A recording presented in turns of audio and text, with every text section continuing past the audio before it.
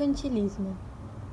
O mercantilismo era o conjunto de práticas econômicas de um Estado absolutista, entre os séculos XV e XVIII, que tinham como objetivo principal a acumulação de capitais. Absolutismo. O absolutismo era um processo de concentração de todos os poderes na mão de um soberano, ou seja, os três poderes, legislativo, executivo e judiciário, estavam na mão de apenas uma pessoa. O absolutismo, através do mercantilismo, visavam o enriquecimento econômico. Algumas características mercantilistas. Metalismo. A acumulação de metais preciosos e a concepção que partia do entendimento de quanto maior a arrecadação do Estado, mais rico ele seria. Intervenção estatal, onde o Estado que comanda as ações do mercantilismo. Balança comercial favorável. Era a exportação de mais produtos e importação de menos produtos, para um acúmulo de capital, ou seja, o Estado vender mais do que compra. Protecionismo alfandegário. Era taxar produtos estrangeiros para valorizar a manufatura nacional.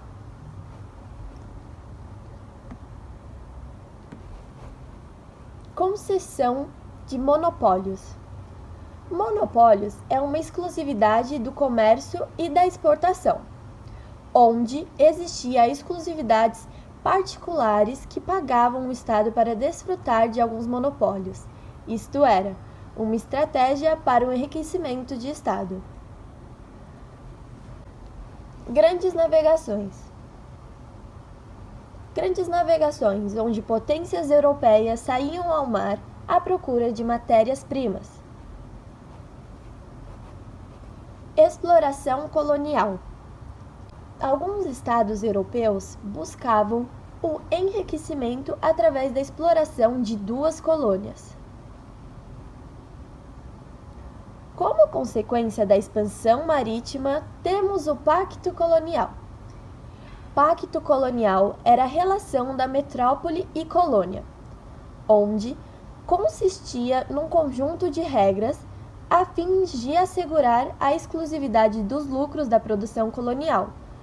Ficou conhecida como monopólio comercial, onde a colônia só pode comercializar com a sua metrópole. O país que domina uma região é chamado de metrópole, e a região dominada passa a ser chamada colônia. Etnocentrismo. Etnocentrismo vem do termo etnológico de etno, que significa etnia, e centrismo, de centro, onde há uma cultura ideal e outras culturas devem se espelhar nela. É o ato de julgar a cultura do outro baseado na sua própria cultura, considerando-a inferior. Características do etnocentrismo. Classificar ou hierarquizar culturas, colocando uma acima da outra. Nega a diversidade, querendo desvalorizar outras culturas como inferior. Justifica a dominação. Por exemplo, quando os portugueses chegaram ao Brasil, trouxeram a ideia de civilizar os povos nativos indígenas, pois tinham a ideia de que sua cultura europeia seria a cultura superior, enquanto a dos povos indígenas eram desvalorizadas, sendo consideradas inferiores, sendo que esses povos já tinham sua própria cultura e crenças. A própria escravidão mostra uma visão etnocêntrica muito forte, onde os senhores, por serem brancos, acreditavam que eram superior e os negros inferiores, assim os escravizando. Também temos o exemplo da Alemanha nazista, onde foi um movimento tão radical que apenas por serem brancos e terem suas próprias crenças, todos que eram diferentes ou contra, como judeus ou pessoas de outras etnias, eram condenados à morte. Por exemplo, o Holocausto. Uma perseguição sistemática e o assassinato de 6 milhões de judeus pelo regime nazista alemão. Tudo isso por apenas terem uma crença diferente. Ou seja, o etnocentrismo sempre trouxe uma visão errada, colocando sempre uma etnia acima da outra, vindo desde o antigo regime, a colonização e a escravidão. Ainda enfrentamos as cicatrizes deixadas nos tempos atuais, que desde o passado vem sempre derramando sangue, seja pela sua cultura, sua cor ou pela sua religião, por apenas pensarem diferentes. Além do mais, há palavras que utilizamos em nosso vocabulário que são termos e expressões racistas, às vezes usados sem a intenção de ferir alguém, porém, seu significado traz consigo um racismo enraizado. Como a palavra mulata, que na língua espanhola referia-se ao filhote macho do cruzamento de cavalo com jumenta ou de jumento com égua. A enorme carga pejorativa é ainda maior quando vimos que esse termo tem o intuito de sexualizar o corpo da mulher negra como mercadoria. O termo cor do pecado, muitas vezes utilizado como elogio, se associa ao imaginário da mulher negra sexualizada. Sua ideia de pecado também é ainda mais negativa. O termo denegrir, sinônimo de difamar, possui na raiz o significado de tornar negro, como algo maldoso e ofensivo.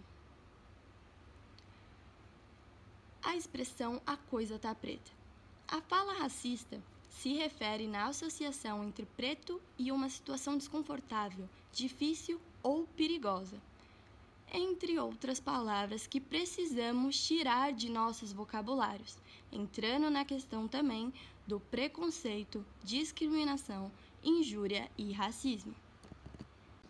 Ademais, usar o termo escravo é algo problematizado, pois quando nós falamos sobre a ideia do escravo, fica parecendo que essa pessoa nasceu dessa forma e escolheu ser escravo.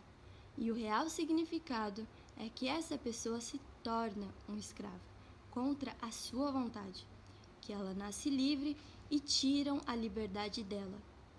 Então, ao invés de usarmos o termo escravo, temos que usar o termo escravizado.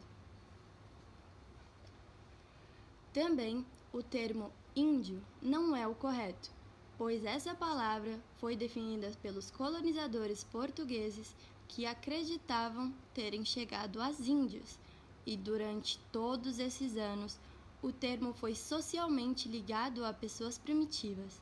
Portanto, não é legal se referir a povos indígenas como índios.